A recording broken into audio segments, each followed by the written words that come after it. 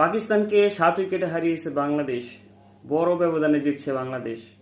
আজকে দারুণ বোলিং করছে বাংলাদেশ।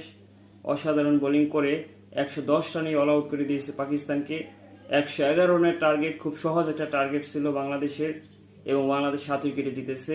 পারভেজ হোসেন ইমন 56 রানে নট আউট ছিলেন, দারুণ খেলছেন, তাড়াহুড়া করেন নাই। যেটা করছে তানজিদ তামিম এবং লিটন দাস, খুব তাড়াহুড়া করে তারা আউট হয়ে গেছেন।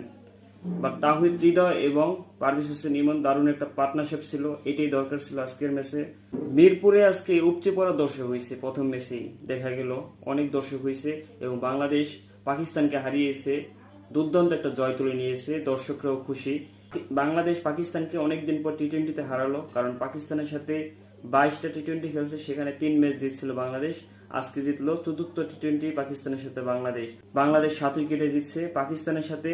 3 ম্যাচ টি-20 সিরিজের 1 ম্যাচ জিতে সিরিজে এগিয়ে থাকলো বাংলাদেশ।